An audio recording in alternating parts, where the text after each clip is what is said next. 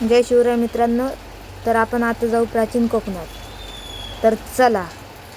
गुहेच्या अलीकडे आहे वर्तमान काळ, गुहेच्या पलीकडे आहे 500 वर्षापूर्वीचा भूतकाळ. इथून पाहणार आहोत 500 वर्षापूर्वी कोकणी माणसे कशी राहत होती, त्यांची ग्रामरचना, समाज रचना, खाद्य संस्कृती परंपरा कशा होत्या. गुहेतून येताना थोडं वाकून या.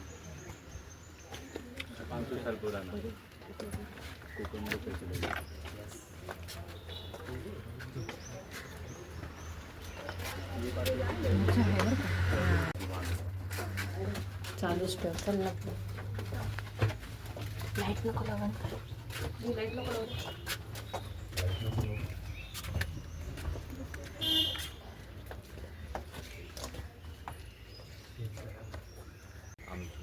पुढे भरली फळांच्या साठीला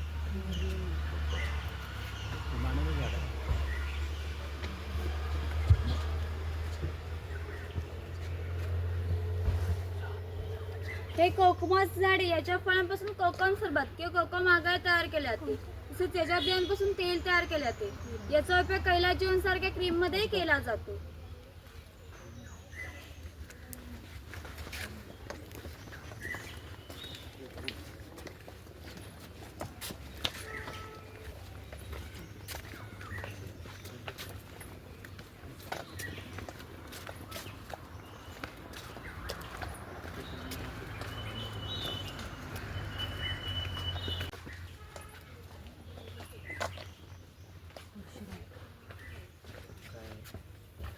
हे आहेत भगवान परशुराम.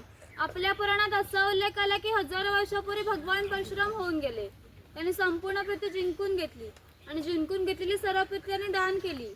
दान केलेली कोणती गोष्ट आपण स्वतःसाठी वापरत नाही. आपण ज्या ठिकाणी उभे आहोत त्या ठिकाणी हजारो वर्षापूर्वी समुद्र होता. त्यांनी त्याची युद्ध केलं, तर 40 ते 50 किलोमीटर मागे ढकलले. या सुंदर कोकण प्रदेशाची निर्मिती केली. या कोकण प्रदेशाला परशुराम भूमी असे म्हणतात. हे सारे कोकण दऱ्याखोऱ्यांनी वेढले आहे. सूर्याची किरणे जमिनीपर्यंत पोहोचू शकत नाही एवढी दाट अरण्ये, वाघ, अस्वले, गवेरेडे यांसारखी जंगली श्वापदे, 200 ते 250 प्रकारच्या औषधी वनस्पती, शेकडो प्रकारचे मासे, दुर्मिळ कासवे, सुसर, मगर यांसारखी प्राणी इथे पाहायला मिळतात. कोकणामध्ये लाल रंगाचा जांभा नावाचा दगड मिळतो. जांभ्या दगडाचा हा जो पक्का रोड बांधलाय याला कोकणी भाषेमध्ये पाखाडी असे म्हणतात. ही पाखाडी सुमारे 400 वर्षापूर्वी बांधली गेली. त्यावेळी ती गणपतीच्या देवळापर्यंत होती. काळाच्या ओघात नष्ट झाली. आता ती फक्त आपल्या प्राचीनकाळामध्ये शिल्लक राहिली पाहायला मिळते. पूर्वी अशा प्रकारच्या पाखाड्या ग्रामदेवतेकडे जाण्यासाठी बांधल्या जात असे. आपण सुद्धा या पाखाडीने प्राचीनकाळामध्ये ग्रामदेवतेकडे जाणार आहोत.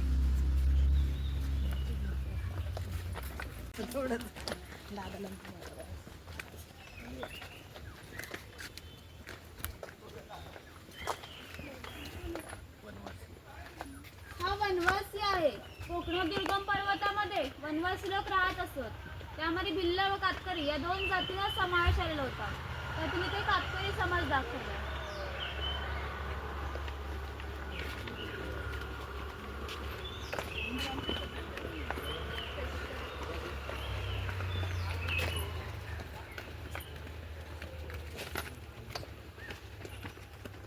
इकडे वाघ आणि वाघाची गोळा दाखवली. या बाजूला इकडे गाव शिकार दाखवली.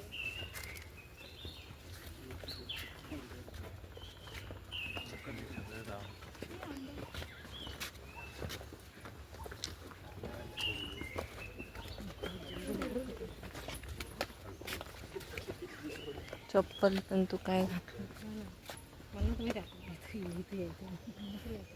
हे चिरफळाचे झाड आहे. चिरफळाची फळे जंतुनाशक असतात. म्हणून याचा उपयोग शेतकरी धान्य साठवण्यासाठी करतात. तसेच याचा उपयोग गरम मसाल्यासारख्या पदार्थामध्ये केला जातो. बंद करा.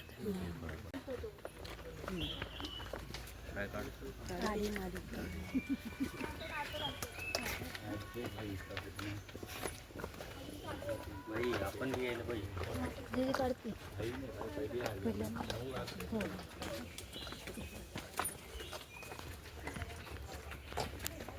हे दाखव ना.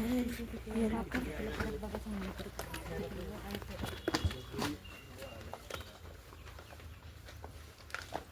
या बाजूला सगळीकडे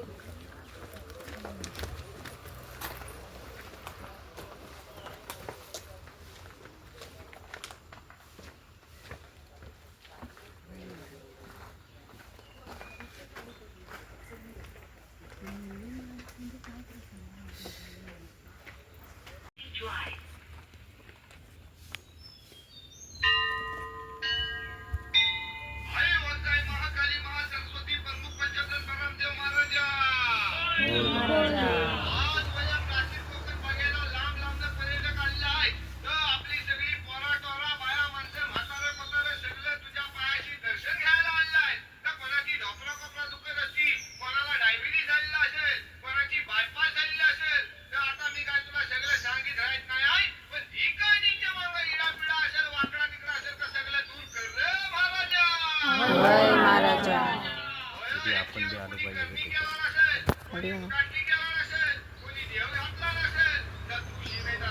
तुझं बी काढतो.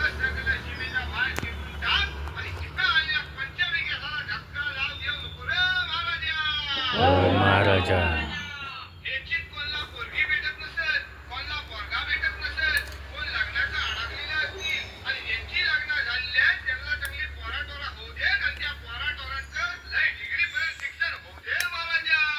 होय महाराजा.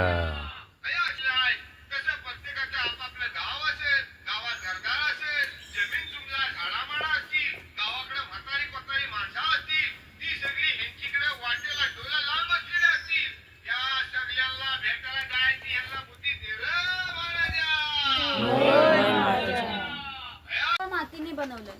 हे तर असे 110 वर्षापूर्वीचे जुने आहेत. वाजवण्याचं कसबी असतील तर यांचा आवाज 1 ते 2 किलोमीटर पर्यंत जात असे. पूर्वी यांचा धार्मिक कार्यात व संदेशवनासाठी केला जात असे. जसे तुंतुणे, सनई, चौकडे इत्यादी वाद्य आहेत.